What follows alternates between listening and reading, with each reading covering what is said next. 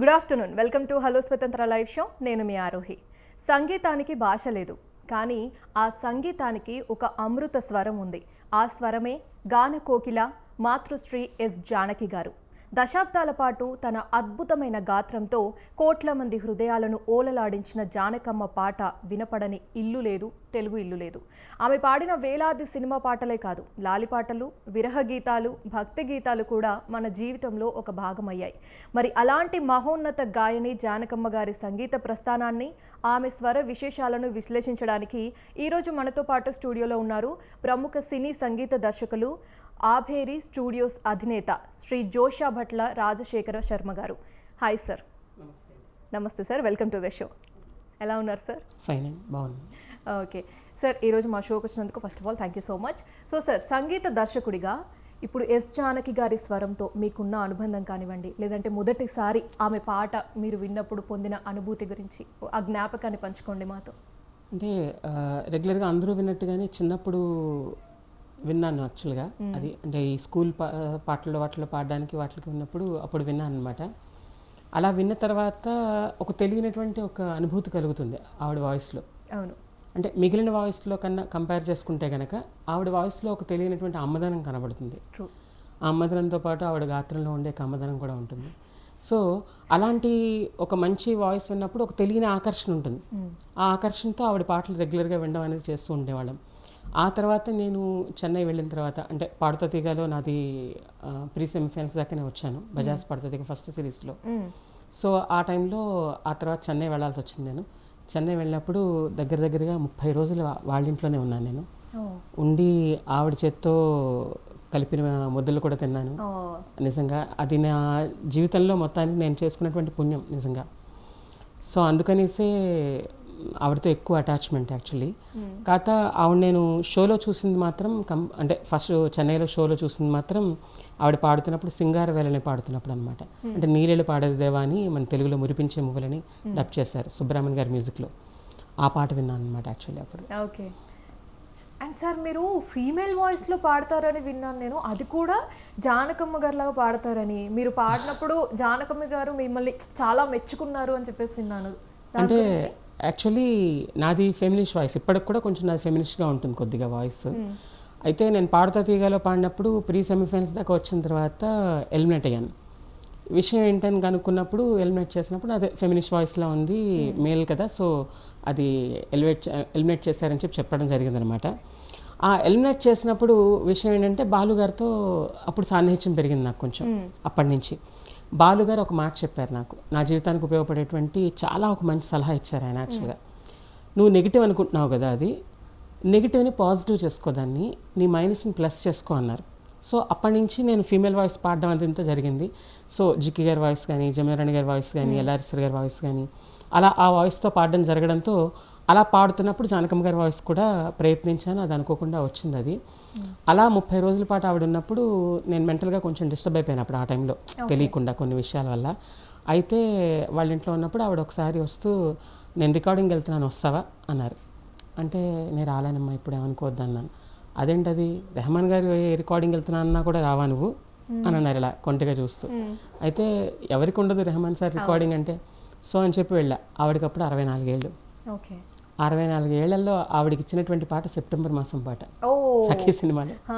అంటే ఆ ఏజ్కి ఆ పాటకి అసలు ఎంత కాంట్రాస్ట్ అంటే, అలాంటి ఆ పాటని ఆవిడ అవలీలగా అలా పాడుతోంది యాక్చువల్లీ 64 ఏళ్ళ వయసులో. ఒక పల్లవయ్యి చరణం అవుతోంది, చరణం అవుతుంటే బ్రేక్ ఇచ్చారు, బ్రేక్ ఇస్తే ఆవిడ ఎదురుగుండా ఇలా కూర్చున్నారు, నా ఎదురుగుండానే బ్రేక్ టైంలో కూర్చుంటే నేను ఆపుకోలేక చెప్పాను అనమాట, అమ్మ ఎంత బాగా పాడారమ్మా అది పల్లవి చరణం, అసలు అంత అద్భుతంగా ఉందంటే ఆవిడ చాలా క్రేజీగా అంత బాగుంటే ఇంకో టేక్ ఎందుకు అడుగుతాడు ఊరుకొని మరిని అని అన్నారు. లేదమ్మా చాలా బాగా పాడారంటే, ఏది నిజంగా అంత బాగా పాడాను, ఏది పాడొకసారి అని అన్నారు. అంటే నేను పాడుతుంటే కాదు నా వాయిస్లో పాడన్నారు. సరే అని చెప్పి నేను ఆ వాయిస్లో ట్రై చేసి ఆ వాయిస్లో పాడుతున్నాను. ఆటోమేటిక్గా కొంచెం ఓపెన్గా అయిపోతుంది, బ్రైట్గా వచ్చేస్తుంది వాయిస్. వస్తే వెనకాల నుంచి 2 చేతులు నా మీద పడ్డాయి, రెహమాన్ సార్ చేతులు. అవి పడి యారమ్మా ఇవను అంటే ఎవడమ్మా వీడు అన్న టైప్లో అని చెప్తే నీకు ఉపయోగపడతాడేమో అని తీసుకొచ్చాను రా అన్నారు. అంటే నా దాంట్లో ప్లస్ ఏంటి పాయింట్, ఆ ప్లస్ పాయింట్ని వీడికి ఎలా ఉపయోగపడుతుంది అనే ఉద్దేశంతో నన్ను తీసుకెళ్ళి అక్కడ ఆవిడ జాయిన్ చేసి నేను అలా రెహమాన్ సార్ దగ్గర 13 సినిమాల పాటు, అంటే సఖీ నుంచి యువ వరకు 13 సినిమాల పాటు నేను సోలో ఫీమేల్ హమ్మింగ్స్ అన్ని పాడడం జరిగింది ఓ వావ్. ఆయన దగ్గర. ఓకే. సో అలా అందుకనే నేను ఈ మధ్య అదే అమ్మ కాలం చేసిన తర్వాత ఒక పాట అనుకోకుండా టక్ మన వెంటనే చేశాను అనమాట. ఆ పాటలో కూడా ముందు మాట అలాగే చెప్పాను నేను, నా జీవితానికి స్ఫూర్తిదాత్రిగా, నా జీవనానికి అన్నదాత్రిగా అని చెప్పి ఒక మాట చెప్పాను నేను. వావ్. సరే మా కోసం ఒక 2 లైన్లు మా ప్రేక్షకుల కోసం పాడతారా? అయిపోయేలోపు పాడతాను, బికాజ్ ఎందుకంటే యాక్చువల్గా మాట్లాడడమే కష్టం ఇప్పుడు ఈ టైంలో నేను, అలాంటిది పాడడం అంటే కొంచెం డన్ సార్, డెఫినెట్గా. సార్ ఇప్పుడు జానకమ్మ గారి వ్యక్తిత్వంలో ఆ విలక్షణత ఏదైతే ఉందో దాని గురించి చెప్పాలంటే మీరేం చెప్తారు? అంటే ఇప్పుడు సపోజ్ అమ్మకి ఒక 10 ఏళ్ల పాటు పరిచయం ఉన్నటువంటి ఒక పక్కన ఒక మనిషి కూర్చున్నాడు అనుకుందాం. ఆ మనిషితో పాటు నిన్నే పరిచయం అయినటువంటి ఒక మనిషి కూర్చున్నాడు అనుకుందాం. ఇతనితో మాట్లాడే తీరు ఒకలాగే ఉంటుంది, ఆ అబ్బాయితో మాట్లాడే తీరు కూడా ఒకలాగే ఉంటుంది ఆవిడకి. అంటే మిగతా వాళ్ళలో లేనటువంటి విలక్షణత అన్నారు కదా మీరు, అదే ఆవిడలో ఉన్నటువంటి విలక్షణత. 1 నిమిషం ముందు పరిచయం అయినా ఆవిడ అదే ప్రేమతో మాట్లాడుతుంది. 10 ఏళ్ల క్రితం లేదా 100 ఏళ్ల క్రితం పరిచయం అయినా కూడా ఆవిడ అదే ప్రేమతో మాట్లాడుతుంది. ఆవిడ ప్రేమలో మాత్రం ఎటువంటి తేడా కూడా ఉండదు. అంత గొప్ప మనస్తత్వం, అంత గొప్ప వ్యక్తిత్వం ఆవిడది. ఎస్ సార్, మనందరికీ తెలుసు ఇప్పుడు జానకమ్మ గారి గాత్రం అనేది చాలా ప్రత్యేకంగా ఉంటుంది అని. ఎందుకంటే ఆవిడ గొంతు ఎంత తీయగా ఉంటుందంటే విన్నా కొద్దీ వినాలనిపిస్తూ ఉంటుంది. అయితే వేరే ఇప్పుడు సింగర్స్కి ఉన్న దాంట్లో డిఫరెన్స్ కానీ మన జానకమ్మ గారి స్వరానికి ఉన్న డిఫరెన్స్ మీ మాటల్లో చెప్పండి. అదేనండి, అంటే ఈవిడ అంటే మిగతా వాళ్ళకి ఏంటంటే ఒక్కొక్కళ్ళకి ఒక్కొక్క జానర్, ఒక్కొక్క స్పెషల్ అని ఉంటుంది. బట్ కొంతమంది గంధర్వులు పొరపాటున మనుషులుగా పుట్టేసి ఉంటారు. అలాంటి వాళ్ళల్లో బాలు గారు, అలాగే జానకమ్మ, చిత్రమ్మ, వీళ్ళు ఏంటంటే ఈ వాయిస్ వీళ్ళది అని చెప్పలేం. వాళ్ళు ఎలాంటి వాయిస్నైనా సరే అలవోకగా అవలీలుగా పాడేస్తూ ఉంటారు. ఇప్పుడు జానకమ్మ తీసుకుంటే మీరు అందరికీ తెలిసిన విషయం, యాక్చువల్గా ముసలి వాళ్ళలాగా పాడతారు, అలాగే చిన్నపిల్లలాగా పాడతారు, అందమైన అమ్మాయిలాగా పాడతారు, అట్ ద సేమ్ టైం ఒక ఫోక్ పాడతారు, లేదంటే ఒక హిందీ పాడతారు, ఒక ఇంగ్లీష్ పాడతారు, ఒక జపనీస్ పాడతారు, ఒక స్పానిష్ పాడుతుంది ఆవిడ, అలా మళ్ళీ వచ్చి ఒక దాని ఏమంటే బడుగా అని అంటాం ఊటీ సైడ్ ఉండేటువంటిది, ఆ భాషలో పాడతారు ఆవిడ. ఈ భాష నేను తేడా లేదు. అట్ ద సేమ్ టైం ఆవిడ తమిళ్లో మేల్ వాయిస్లో కూడా పాడారు. తమిళ్లో మేల్ వాయిస్లో కూడా పాడారు. అంత వెర్సటాలిటీ అనేటువంటిది ఇంకెవ్వరిలోనూ కనబడదు, అంత వైవిధ్యం అనేటువంటిది. అంతకు మించి చెప్పడానికి కూడా ఏమి ఉండదు ఆవిడ. ఇది పాడదు అని చెప్పి, అంటే ఇది లేదు ఇది కాదు అని చెప్పడానికి ఏం లేదు ఆవిడ దగ్గర. అన్ని సంపూర్ణతత్వం అనేటువంటిది ఏదన్నా ఉంటే ఒకటి అది ఆవిడ. అంటే సార్ ఆవిడకి అసలు భాషతో సంబంధం లేదు, చిన్న వాళ్ళ గొంతుతో, పెద్దవాళ్ళ గొంతుతో, ముసలి వాళ్ళ గొంతుతో మీకు బాగా నచ్చిన పాట ఏంటి జానకమ్మ గారు పాడిన దాంట్లో? ఇది అంటే ఏం చెప్పలేం. అమ్మ ఏ వంట చేసినా బాగుంటుంది, అమ్మ ఏం మాట్లాడినా బాగుంటుంది. సో అమ్మతో పాటలు అనేటువంటివి ఏ పాట పాడినా బాగుంటుంది, ఎందుకంటే ప్రతి పాటకి ప్రాణం పోస్తుంది, ప్రతి పాటకి న్యాయం చేస్తుంది. అలాంటప్పుడు ఇది అని స్పెసిఫిక్గా చెప్పడానికి ఏమి ఉండదు. కాకపోతే ఫస్ట్ నుంచి చిన్నప్పటి నుంచి నాకంటే చాలా ఉన్నాయి పాటలు, 1 కాదు 2 కాదు.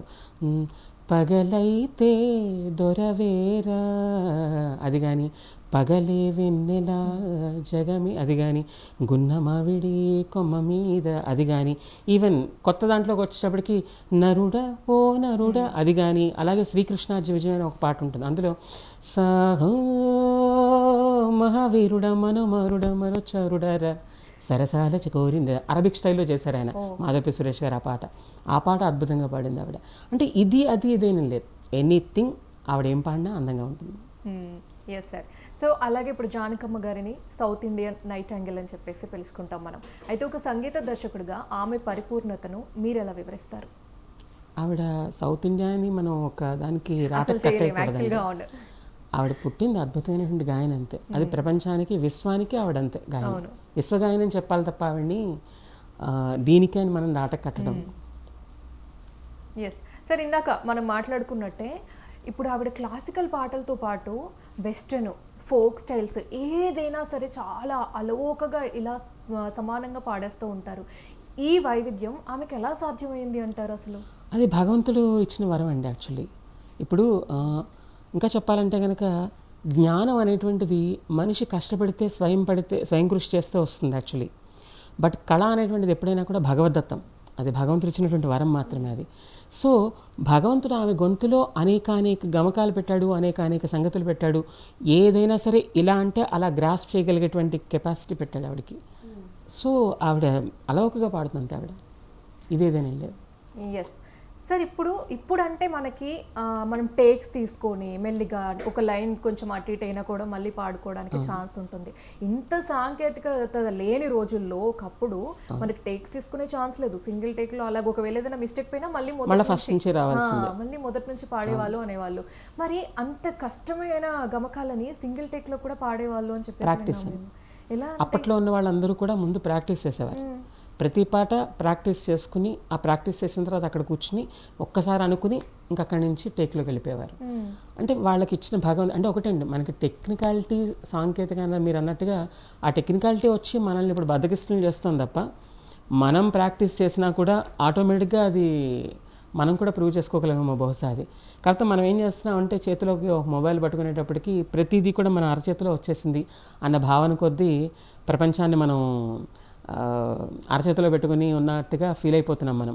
సో బద్ధకం పెరిగిపోతుంది మనుషులకి. ఆ టెక్నికాలిటీ లేకపోతే కనుక మనం కూడా చచ్చినట్టు ప్రాక్టీస్ చేయాల్సిందే. ఒకప్పుడు ఎవరైనా ఫోన్ నెంబర్ చెప్పమంటే ప్రతిదీ నోటుతో చెప్పేవాళ్ళు.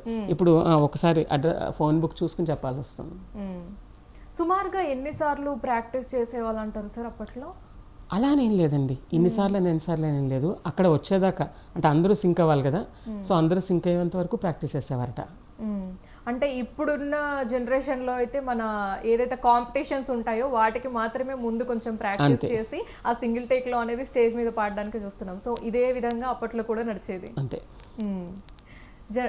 ఇప్పుడు జానకమ్మ గారి పాటల్లో భావ ప్రకటన ఏదైతే ఉంటుందో అది చాలా అద్భుతంగా ఉంటుంది మనకి. సో కేవలం గొంతుతోనే నటనను కూడా పలికించేస్తారు. అంటే ఆ పాట పాడుతున్నప్పుడే ఆ ఫీల్ అనేది మనకు అర్థమైపోతుంది. అంతే, అది అడాప్ట్ చేసుకోవడం అండి. అంటే ఇది ఓన్ చేసుకోవడం అనేటువంటిది ఇంపార్టెంట్. ఇప్పుడు సపోజ్ ఒక భావం ఉందంటే కనుక గొంతులో ఎక్కడ ఎలా పలికితే ఎలాంటి భావం పలుకుతుంది, గొంతుని ఏ విధంగా నొక్కితే ఎలాంటి భావం పలుకుతుంది అనేటువంటి విషయాల్ని క్షుణ్ణంగా గ్రహించినటువంటి పర్సన్ జానకమ్మ. సో అందుకని ఏ భావం అన్నా సరే, ఇప్పుడు భైరవదీపం సినిమా తీసుకుంటే కనుక మీరు నరుడా ఓ నరుడా అనేటువంటి పాట ఎంత అద్భుతంగా ఎదుటివాడిని కవ్వించేటట్టుగా ఉండే ఒక కవ్వింప పాట పాడతారో, దాని తర్వాత వెంటనే వస్తుంది ఒక పాట అంబాశాంభవి అని ఆక్రోశంతో పాడుతుంది ఆవిడ. అంటే ఆ పాట ఈ పాట ఏ పాటన్నా పాడగలరు ఆవిడ.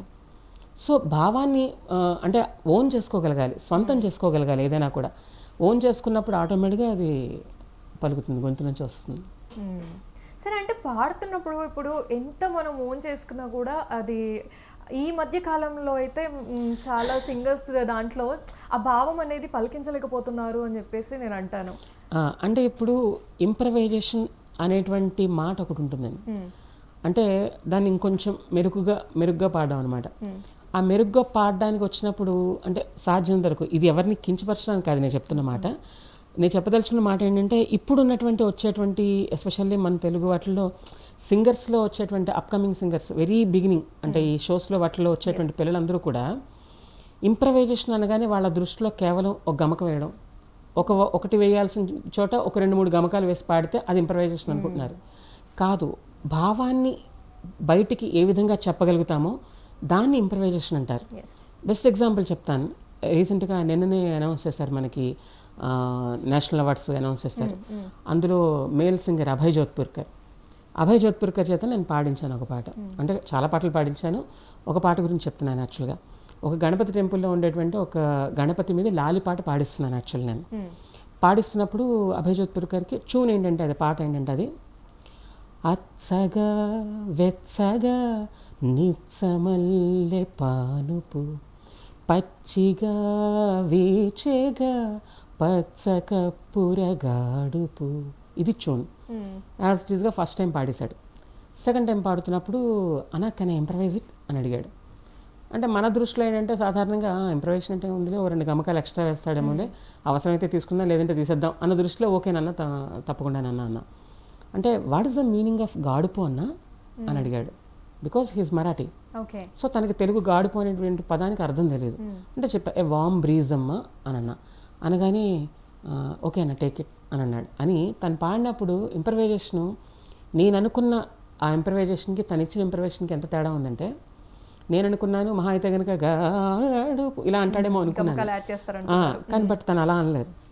పచ్చిగా వేచేగా పచ్చకప్పుర గాడుపు ఓ వావ్. ఓకే. సింపుల్గా అనమాట. అంటే భావం తెలుస్తోంది, గాడుపు అంటే గాలి అనే విషయం తెలుస్తోంది, భావం దాంట్లో వచ్చింది. స్పెసిఫిక్గా ఏమీ ఒక పెద్ద పెద్ద గమకాలు వేసేవి చేయలేదు. అది ఇంప్రవైజేషన్ అంటే. ఆడియన్స్ కి అర్థమయ్యేలాగా సింపుల్ గా భావం యాడ్ చేస్తారు. ఆ ఇంప్రవైజేషన్ అనేటువంటిది నాకు అచ్చంగా 100% కనబడేటువంటిది జానకమ్మలో. ఆ తర్వాత మిగతా వాళ్ళు ఎవరన్నా కూడా. ఓకే. సరే, ఇప్పుడు ఆభేరి స్టూడియోస్ యజమానిగా జానకమ్మ గారి హై పిచ్ నోట్స్ ఏవైతే ఉంటాయో అవి రికార్డింగ్ పరంగా సౌండ్ ఇంజనీర్లకు ఎలాంటి సవాళ్ళుగా ఉండేవి? అంటే ఒక స్టూడియో యజమానిగా అయితే చెప్పగలుగుతాను. బట్ మా స్టూడియోలో నా దురదృష్టం కొద్దీ రికార్డ్ చేసుకోలేకపోయినా ఆవిడ వాయిస్ని. అయితే హై పిచ్ నోట్స్ వచ్చినప్పుడు ఆటోమేటిక్గా కంట్రోల్స్ ఉంటాయి, లిమిటర్స్ కంట్రోల్స్ అని చెప్పి మనకి ఎక్విప్మెంట్లో ఉంటాయి, వాటిల్లో అది ఉంటుంది. కానీ ఆశ్చర్యకరమైన విషయం ఏంటంటే ఆవిడ ఎంత హెచ్చు స్థాయిలో పాడినా కూడా ఆవిడ వాయిస్ చాలా క్లారిటీగా ఉంటుంది. చాలామంది ఇప్పుడు వచ్చే సింగర్స్లోకి వచ్చేటప్పటికి హై పిచ్ పాడుతున్నప్పుడు వాయిస్లో క్లారిటీ ఉండదు. కానీ అలాంటి ఎంత హై పిచ్ హెచ్చు స్థాయిలో పాడినా కూడా ఆవిడ వాయిస్లో చాలా క్లారిటీ ఉంటుంది, పదం స్పష్టంగా తెలుస్తుంది, ప్రతి పదం వినబడుతూ ఉంటుంది, ప్రతి అక్షరం వినబడుతూ ఉంటుంది ఆవిడ వాయిస్లో.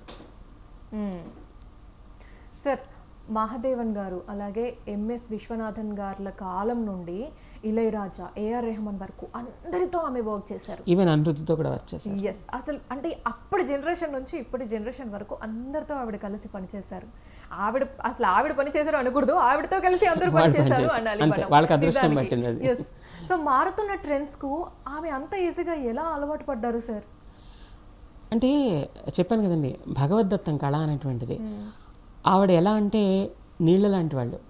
గ్లాస్లో పోస్తే గ్లాస్లో ఉంటారు, చెంబులో పోస్తే చెంబులో ఉంటారు, బిందెలో పోస్తే బిందె, గానుగ పోస్తే గాంగలి. దేంట్లో అన్నా సరే ఆవిడ ఈజీగా అలవాటు పడిపోతారు. అంతే, నిజం, అది కరెక్ట్ యాక్చువల్గా. కాకపోతే నీళ్ళు అందరూ వాడుకుంటారు కదా అని నీళ్ళు అన్నాను. ఆవిడ అంటే మాట్లాడుతున్నప్పుడు కూడా ఏ జనరేషన్ వాళ్ళతో మాట్లాడినా, పిల్లలతో మాట్లాడుతున్నప్పుడు పాపలాగా ప్రేమగా ఉంటారు. ఆవిడకి ఏంటంటే ఆవిడకి పువ్వులన్నా చిన్నపిల్లలన్నా చాలా ఇష్టం. ఆవిడకి ఏమైనా తీసుకెళ్తే అన్నమాట వచ్చినప్పుడు ఒక చిన్న విషయం చెప్పాలండి, అది పర్సనల్ ఇన్సిడెంట్. అది ఆవిడ చిన్నప్పుడు ఒక 25 ఏళ్ల క్రితం వరకు చాలా ఇంటర్వ్యూలో ఆవిడ చెప్పేవారు, యాక్చువల్లీ నాకు పచ్చిమిరపకాయ పచ్చడి అంటే ఇష్టం, పచ్చిమిరపకాయలు పచ్చడి కానీ పండుమిరప పచ్చడి కానీ రెండు ఇష్టం. నాకు నా ఫ్యాన్ ఒక కుర్రాడు ఉంటాడు, ఆ కుర్రాడు ఆ పచ్చడి తీసుకొస్తూ ఉండేవాడు ప్రతిసారిని. ఒకసారి నేను మాట్లాడుతున్నప్పుడు తెచ్చి ఏం చెప్పాలి తిరిగి జేబులో పెట్టున్నాడు, వాడికి మండిపోతుంది తొడంతా కూడా అని చెప్పి, ఆ పిల్లాడిని నేనే. సో ఆవిడకి ఎప్పుడు తీసుకెళ్ళినా అది తీసుకెళ్ళి ఇచ్చేవాడు అనమాట. ఆవిడ ఏదో ఒక కేజీ బంగారం చేతిలో పెట్టిన ఫీల్తో ఉండేవారు ఆవిడ. ఆవిడకి ఆ పచ్చడి అంటే చాలా ఇష్టం, పువ్వులంటే చాలా ఇష్టం, చిన్నపిల్లలంటే చాలా ఇష్టం. ఆవిడ చిన్నపిల్ల మనస్తత్వం ఫస్ట్ ఆఫ్ ఆల్. అవును. ఈవెన్ ఈ మధ్యకాలంలో మీరు నెట్టింట్లో కూడా చాలా వైరల్ అవుతున్నటువంటి వీడియోస్ ఉన్నాయి. ఆవిడ చిన్నదేదో తిని ఇలా సైగ చేయడం, అంటే అంత వయసు వచ్చినా కూడా ఆవిడ మనస్తత్వం ఎంత చిన్నపిల్ల మనస్తత్వం అనేది అలాగే ఉండింది. అంతే, ఆ వసివాడని పసితనం అది. అవును. సరే, ఇందాక మీరు అదే మిరపకాయ పెట్టుకుంటే మండిందని చెప్తుంటే నాకు కర్ణుడి స్టోరీ గుర్తొచ్చింది. అంటే అంత గొప్ప శిష్యులు అయ్యారు మీరు అని. సార్, ఇప్పుడు ముఖ్యంగా ఇళయరాజా గారు అలాగే జానకమ్మ గారి గురించి మాట్లాడుకుంటే వాళ్ళిద్దరి కాంబినేషన్లో వచ్చిన మెలోడీస్ ఏవైతే ఉన్నాయో ఎప్పటికీ మర్చిపోలేము. సో వాళ్ళిద్దరి కెమిస్ట్రీ గురించి మీ అభిప్రాయం ఏంటి? అంటే మెలోడీస్ అనే కాదండి, యాక్చువల్గా వాళ్ళిద్దరి కాంబినేషన్లో మీకు రాని జోనర్ అంటూ ఏం లేదు. ఫోక్ వచ్చింది, వెస్ట్రన్ వచ్చింది, ఆవిడ వాయిస్లో మెలోడీ వచ్చింది, క్లాసికల్ వచ్చింది. అంటే వాళ్ళిద్దరి కాంబినేషన్ అంటే ఆవిడని సంపూర్తిగా ఉపయోగించుకున్నటువంటి వ్యక్తి ఎవరు, మ్యూజిక్ డైరెక్టర్ ఎవరంటే ఇళయరాజా గారని చెప్పాలి. మిగతా వాళ్ళందరూ ఒక్కొక్క జోనర్లో మాత్రం ఉపయోగించుకుని ఉండొచ్చు. మళ్ళీ రెహమాన్ సార్ కూడా, ఎందుకంటే రెహమాన్ సార్ ఆవిడ రుక్కుమణి అని ఆ నాగమణి పాటని ఆ వృద్ధ మహిళ వాయిస్లో ఎలా ఉంటుందో అది ఉపయోగించుకున్నారు. అలాగే వచ్చి ఆవిడ నార్మల్ వాయిస్ వినియోగించుకున్నారు. అలాగే వచ్చి కొంచెం ఇప్పుడున్న ట్రెండ్ దాని ప్రకారం ధీర ఈ టైప్లో కూడా వినియోగించుకున్నారు రెహమాన్ సార్. అలా అంతకన్నా ఎక్కువ ఉపయోగించుకుంది ఇళయరాజా గారు. అంటే ఒక సింగర్ వాయిస్లో ఏం పలుకుతుంది, ఒక సింగర్ వాయిస్లో ఎలాంటిది పలికించవచ్చు అని సంగీత దర్శకుడికి అనుభవం, అభిలాష ఉంటే గనక కంపల్సరీ ఆ గాత్రాన్ని 100% వినియోగించుకుంటాడు. అలా వినియోగించుకున్న వాళ్ళు అదృష్టవంతులు నిజంగా. అది అందరూ చేయలేరు. అది ఇళయరాజా గారికి మాత్రమే కుదిరింది. సార్, మనం ఇందాక ముందు మాట్లాడుకున్నట్టే ఆవిడ కేవలం అంటే ఏ వయస్సుతో అయినా కూడా సంబంధం లేకుండా పాడేవాళ్ళు అనేది ఎంత నిజమో, అలాగే ఏ లాంగ్వేజ్ అయినా కూడా చాలా సునాయాసంగా పాడేవాళ్ళు. అసలు అంటే కన్నడ, తమిళ, మలయాళం 17 భాషల్లో పాడారు ఆవిడ. ఎగ్జాక్ట్లీ. అసలు అంత స్పష్టత, భాష మీద పట్టు ఎలా వచ్చింది సార్? అంటే ఒకటండి, ఇది నేర్చుకోవాలి అనేటువంటి ధ్యాస వాళ్ళకు ఉండాలి ఫస్ట్ ఆఫ్ ఆల్. అంటే ఇప్పుడు ఆవిడని ఇన్స్పిరేషన్గా తీసుకుని నేను కూడా ఇప్పుడు నేను తెలుగు, తమిళ్, మలయాళం, కన్నడ, సింహళ, హిందీ, ఇంగ్లీష్, సాంస్క్రిట్ ఈ 9 లాంగ్వేజెస్ నేను మాట్లాడతాను, చదువుతాను అండ్ రాస్తాను. అంటే ఇందులో స్వరాష్ట్ర అనేటువంటి దానికి లాంగ్వేజ్ లేదు, ఓన్లీ స్క్రిప్ట్ లేదు దానికి, ఓన్లీ మాట్లాడడం మాత్రమే యాక్చువల్గా. సో సింహళ ఎస్సే కూడా ఏంటంటే నేను చదువుతాను తప్ప మాట్లాడలేను, మిగతావన్నీ రాయడం, చదవడం, మాట్లాడడం అంతా వస్తుంది నాకు. అది ఎలా వచ్చిందంటే దాని మీద ఇంట్రెస్ట్, అది కావాలి అని అనుకున్నప్పుడు ఆ ధ్యాస, ఆ పట్టుదల, ఆ ఏకాగ్రత ఉంటుందండి. ఆవిడలో పుష్కలంగా ఉన్నాయి అలాంటి లక్షణాలని కూడా, ఎందుకు రాదు? ఎస్. అండ్ అలాగే ఆవిడ స్వయంగా కొన్ని సినిమాలకు సంగీత దర్శకత్వం, కొన్ని సినిమాలు కాదండి, ఒకే ఒక్క సినిమా మౌన పోరాటం మాత్రమే. అది కూడా ఇంకా అడిగి చేస్తే పాప ఆవిడ చేశారంతే యాక్చువల్గా. కాకపోతే ఆవిడ విడిగా చాలా ఆల్బమ్స్ కంపోజ్ చేశారు, అంటే భక్తి ఆల్బమ్స్. ఆవిడ కృష్ణుడు అంటే చాలా ఇష్టం. సో ఆ కృష్ణుడి మీద చాలా పాటలు కంపోజ్ చేశారు, ఆవిడ పాడారు కొన్ని. యాక్చువల్గా రీసెంట్గా ఒక 2 నెలల క్రితం వరకు కూడా ఆవిడ కంపోజ్ చేసి ఆవిడ రాసినటువంటి కొన్ని పాటల్ని కొన్ని ఆల్బమ్స్ చేద్దామని శ్వేతామోహన్ గారు కూడా వెళ్ళి కూర్చుని, శ్వేతామోహన్ గారు ఆర్కెస్ట్రేషన్ అంతా చేయించి అంతా చేశారు. అఫ్కోర్స్ అది ఇంకా బయటికి రాలేదు మనకి.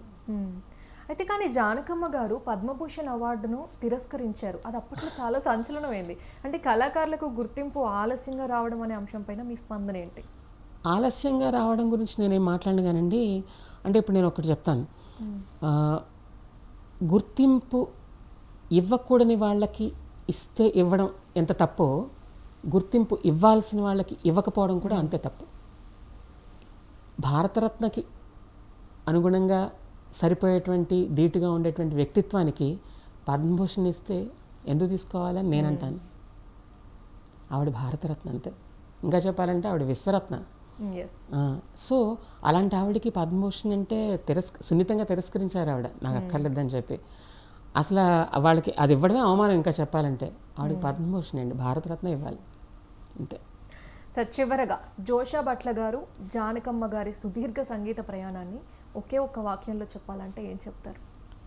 అమ్మ కొడుకుల సంబంధం. అమ్మ కొడుకుల సంబంధం ఒక అమ్మగా, ఒక మార్గదర్శిగా, ఒక గురువుగా, ఒక అంటే ఇంకేం కాదు, ఏది కాదని చెప్పలేం. ఆవిడ నాకు ఇచ్చిన అవకాశాలు కానీ, ఆవిడ నాకు చూపించినటువంటి త్రోవ కానీ, నాకు నేర్పించినటువంటి మెలకువలు కానీ, నాకు నేర్పించినటువంటి భావ ప్రకటన కానీ, ఇది కూడా అది ఇది నేను చెప్పలేం. ప్రతిదీ అంతే, సర్వస్వం ఆవిడే నాకు అంతే. అందుకని నేను ఎవరెస్ట్ స్టూడియో పెట్టినప్పుడు కానీ, తర్వాత నేను నా స్టూడియో మా స్టూడియో శ్రీ అభేరి స్టూడియోస్ పెట్టినప్పుడు కానీ, ముందు ఎంటర్ అవ్వగానే లెఫ్ట్ సైడ్ చూడగానే ఫస్ట్ ఆవిడ బొమ్మే ఉంటుంది, తర్వాత ఇళయరాజా గారిది, తర్వాత బాలు గారిది, ఆ తర్వాత కింద స్టూడియోలో చిత్రమ్మ గారిది ఉంటుంది. ఆవిడ గుర్తింపు అంతే. ఆవిడకి నా మనసులో ఉండే స్థానం అదే, నేను ఇచ్చేటువంటి స్థానం అదే. అలాగే మొన్న ఏదో ఒక చిన్న సంస్మరణ సభకి వెళ్ళినప్పుడు నేను చేసిన పాట ఒకటి అనుకోకుండా రిలీజ్ చేయడం జరిగింది. ఆడియో రిలీజ్ చేసినప్పుడు అక్కడ అందరూ వెళ్ళి పువ్వులు వేసి నమస్కరిస్తున్నారు, నేను చేయనని చెప్పాను. నేను అందరూ కొంచెం వెరైటీగా చూశారు నన్ను. అవును మరి, ఎందుకంటే అక్కడ ఆవిడకి దండ వేసి పువ్వులు వేసాము అంటే ఆవిడ లేదు అన్న భావన మనలో కలిగినట్లు లెక్క, నాలో అది లేదు. సో నేను అది చేయను అని చెప్పి కఠినంగా చెప్పేశాను ఆ విషయంలో. సో ఆవిడ నాకు ఎప్పటికీ ఉన్నారు. That's it. సార్, చివర్లో పాడతాను అని చెప్పారు, మా ప్రేక్షకుల కోసం మా కోసం 2 లైన్లు. అంటే ప్రయత్నిస్తాను, బికాజ్ అది వాయిస్ సరిగా సపోర్ట్ చేయట్లేదు ఇంకా.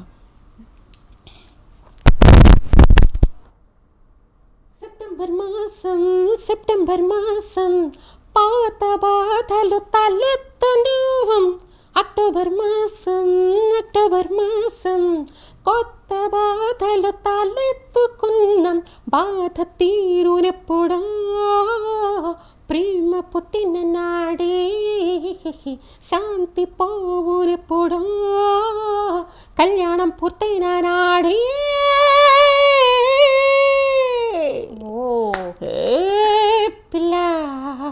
చెరుకు పసందు కళ్యాణమయ్యక మరువకులే బావా హో చెలిమి పండమ చేదు పిండను కన్నె ప్రేమ కళ్యాణ ప్రేమలే కదా చిరుముక్కు ఎరుపెక్కి కోపాల అందాలు రసిక రసిక కావ్యం కళ్యాణమయ్యాక చిరుబుర్రు తప్పాలు ఏం బాధల్ మా ఆడాళ్ళు లేకుంటే మీకింక దిక్కేది మీరే లేని లోకమందు దిక్కులన్నీ కమావి సెప్టెంబర్ మాసం